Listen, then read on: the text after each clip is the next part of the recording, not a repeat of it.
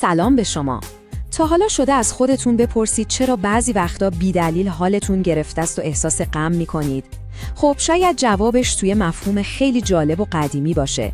این مطالب از دوره مزاجشناسی استاد علی صادقیان گرفته شده و قراره با هم ببینیم که چطور چیزی به اسم دمای روان میتونه کل حال و هوای ما رو زیر و رو کنه.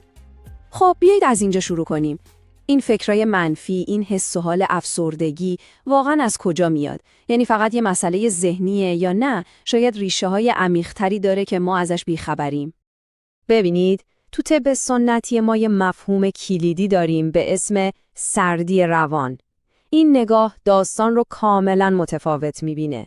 میگه وقتی ذهن ما اصطلاحاً سرد میشه، انگار یه در باز میشه برای اومدن فکرای منفی و اون حس و حال ناخوشایند افسردگی.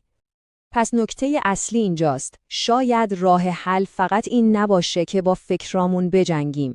شاید باید دمای فکرمون رو عوض کنیم. این ایده خودش به تنهایی میتونه یه انقلاب تو نگاه ما به سلامت روان باشه. جالبه بدونید این ایده اصلاً هم جدید نیستا. خود شیخ الرئیس ابوعلی سینا قرنها پیش یه حرف فوق‌العاده‌ای زده.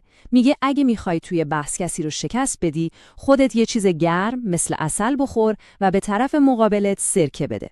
ببینید چقدر قشنگ نشون میده که مواد گرم و سرد چطور مستقیم روی عملکرد مغز و قدرت استدلال ما تأثیر میذارند. خب پس اصل ماجرا چیه؟ خیلی ساده است. برای اینکه با اون سردی روان مقابله کنیم، باید آگاهانه مصرف سردیجات رو بیاریم پایین و در عوض چیزای گرمیجات رو بیشتر مصرف کنیم.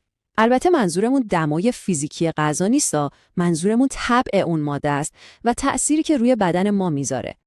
خب، حالا چطوری این کار رو عملی کنیم؟ 3 راه خیلی ساده وجود داره که میتونیم برای گرم کردن روانمون ازشون استفاده کنیم.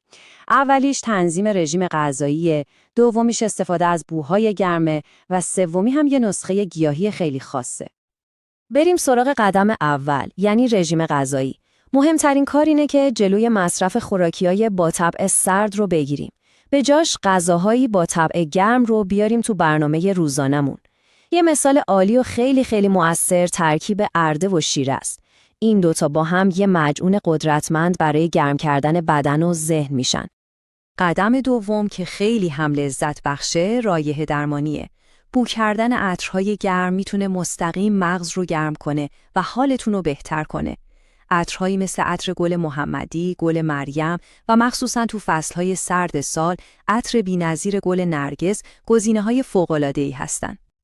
و میرسیم به قدم سوم که یه جورایی یه نسخه ویژه و فوری برای بالا بردن نشاطه و تو طب سنتی خیلی بهش توصیه شده.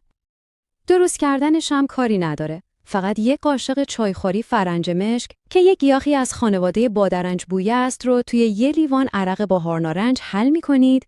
این ترکیب به عنوان یه داروی اختصاصی برای ایجاد حس شادی و فرح بخشی شناخته میشه.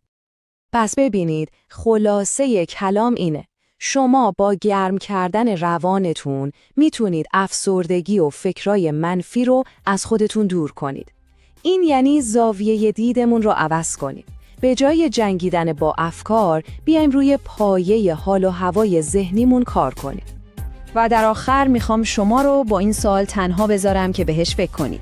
غذایی که هر روز میخورید واقعاً چقدر روی ذهنی که باهاش زندگی میکنید تأثیر گذاره؟ شاید جواب خیلی از مشکلات ما درست توی بشقابمون باشه.